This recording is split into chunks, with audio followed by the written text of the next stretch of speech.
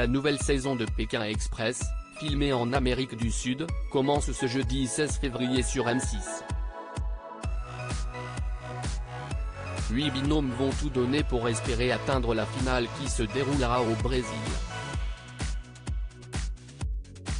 Dans le premier épisode, Nathalie et Engie font face à un chauffeur très confus.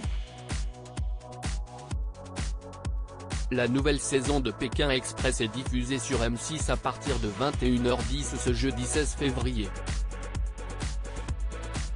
8 binômes se lancent dans cette folle aventure tournée en Amérique du Sud. Et qui dit nouvelle saison, dit itinéraire inédit. Cette année direction la Bolivie, le Paraguay et le Brésil.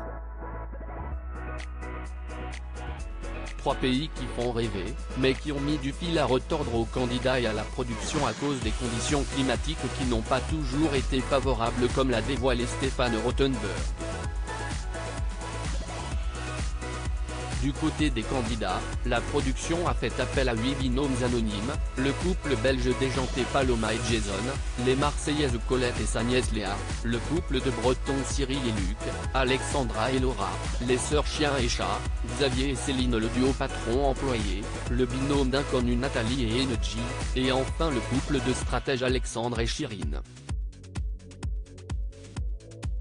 Pékin Express, le choix secret, un chauffeur adepte des feuilles de coca interpelle Nathalie et Engie au cours du premier épisode. Ces derniers vont connaître quelques galères, notamment pour tenter de trouver leurs instructions dans le lac Titicaca. Alexandre plonge avec sa doudoune, ce qui rend l'épreuve plus compliquée, mais drôle. Et lorsqu'il leur faut traverser le mythique lac en tyrolienne, le jeune artiste et chauffeur VTC est pétrifié, tandis que sa chérie Chirine fond en larmes. Léa de son côté cesse d'inquiéter pour Colette, victime du mal des montagnes. Lors de la deuxième partie de cette première étape, Nathalie et Engie, le binôme d'inconnus de l'aventure, montent à bord d'un camion, et leur chauffeur leur fait découvrir une spécialité bolivienne pour justement lutter contre le mal des montagnes. Mais alors, un détail interpelle Engie. Si est-il quoi s'ajoute?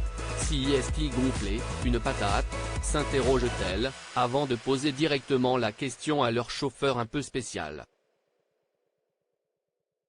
Coca, répond ce dernier. Avant d'expliquer, ça me permet de ne pas m'endormir. Et avec ça je peux conduire toute la nuit. Sans dormir.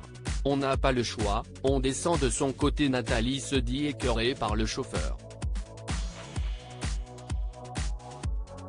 Il parle, il postillonne, moi j'étais là pour écouter, je me mets bien en arrière pour éviter de recevoir ces éventuels postillons.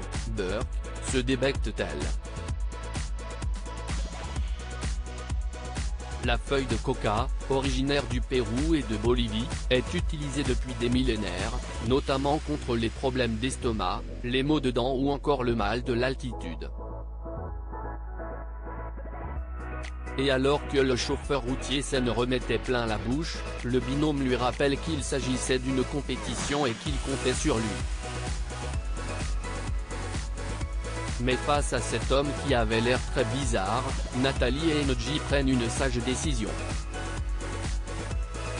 On s'aperçoit qu'il n'a pas l'air très net, donc on n'a pas le choix, on descend, explique le jeune retraité. Face à l'attitude confuse de leur chauffeur, elles préfèrent changer de véhicule, avec raison. À lire aussi j'avais des saignements de nez, Stéphane Rothenberg raconte qu'il a souffert de l'altitude sur le tournage de Pékin Express, le choix secret.